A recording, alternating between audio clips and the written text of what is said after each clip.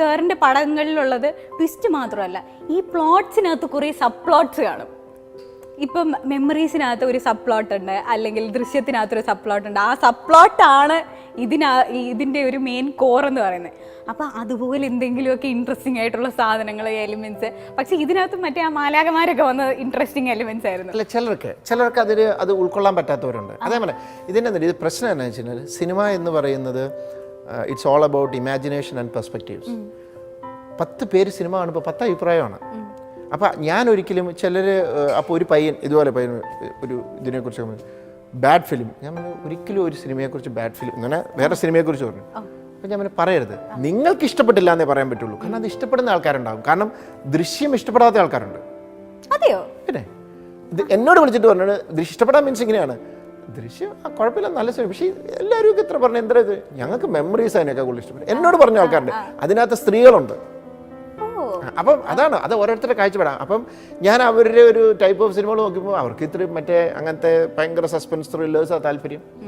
അപ്പം അതാണ് അതിനകത്ത് വരുന്നത്. പിന്നെ ഞാനിപ്പോൾ സിനിമയിൽ ഏറ്റവും കൂടുതൽ ഫേസ് ചെയ്യുന്നതും ഞാൻ ഏറ്റവും കൂടുതൽ ഫൈറ്റ് ചെയ്യുന്ന ഒരു ഒറ്റ ഏരിയ ഉണ്ട്. ഇപ്പോൾ ഒരു രക്ഷയില്ല. അപ്പോൾ ഞാൻ പാപനാശം വർക്ക് ചെയ്യാനായിട്ട് പോയപ്പോൾ കമൽ സാറുമായിട്ടുള്ള ഫസ്റ്റ് സിറ്റിങ്ങിൽ കമൽ സാർ എന്നോട് പറഞ്ഞൊരു കാര്യമുണ്ട്.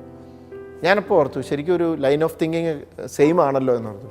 എന്നോട് പറഞ്ഞു, ജിത്തു, സിനിമയുടെ സ്പീഡ് ഭയങ്കരമായിട്ടും കൂടിപ്പോയി, ഞങ്ങളൊക്കെ അത് എങ്ങനെ സ്ലോ ഡൗൺ ചെയ്യാൻ പറ്റും എന്ന് നോക്കുക, പക്ഷെ പറ്റുന്നില്ല എന്നാണ്.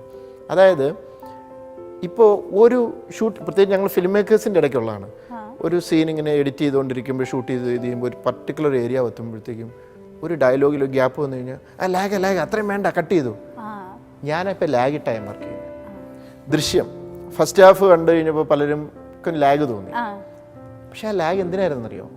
ആ ഫാമിലി ഒരു നാച്ചുറൽ ലാഗ് നമ്മുടെ അല്ല, അതിനൊരു പർപ്പസ് ഉണ്ട്. ആ ഫാമിലിയുടെ എസ്റ്റാബ്ലിഷ് ചെയ്തുകൊണ്ടുവന്ന് ആ ഫാമിലിയെ ഓഡിയൻസിന് ഇഷ്ടപ്പെടുത്തി അവരെ കംഫർട്ടബിൾ ആയിട്ടുള്ള ഓഡിയൻസിനെ ഒരു എന്താ പറയുക, അവരെ സ്നേഹിക്കുന്ന ഒരു അവസ്ഥയെ കൊണ്ട് നിർത്തിയിട്ട് പ്രശ്നത്തിലേക്ക് കയറ്റിയാലേ അത് അവരുടെ പ്രശ്നമായി മാറുള്ളൂ. അതിനാണ് മെമ്മറീസിലും ഇത് തന്നെ മെമ്മറീസിലും ഉണ്ട്.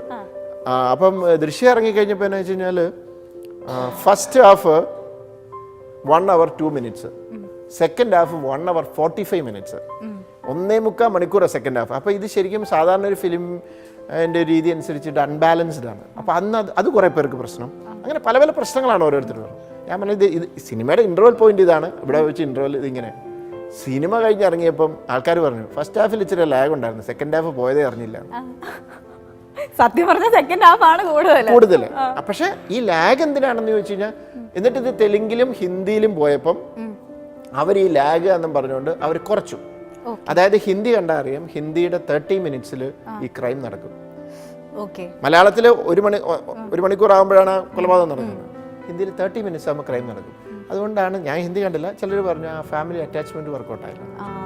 അപ്പം ലാഗ് ആവശ്യമാണ്, സിനിമയ്ക്കകത്ത് ലാഗ് ആവശ്യമാണ്. പക്ഷേ ഒരു ഫിലിം മേക്കറുടെ കഴിവെന്ന് പറയുന്നത് ലാഗിൻ്റെ ലെങ്താണ്, ഡ്യൂറേഷനാണ്. ആ ഡ്യൂറേഷൻ ജഡ്ജ് ചെയ്യാൻ പറ്റണം. അല്ലാതെ സിനിമയിൽ ലാഗ് വേണം. ഞാൻ എൻ്റെ ഉള്ള ഇനി സിനിമകളിലും ലാഗ് ഉണ്ടാവും. ഞാൻ ആ ലാഗ്, കാരണം അത് ലാഗ് ഡിമാൻഡ് ചെയ്യുന്നിടത്ത് ആ ലാഗ് ഇടും. അല്ലാതെ ലാഗ് ഉണ്ടാകുമെന്ന് പേടിച്ചിട്ട് ഞാൻ കട്ട് ചെയ്യല.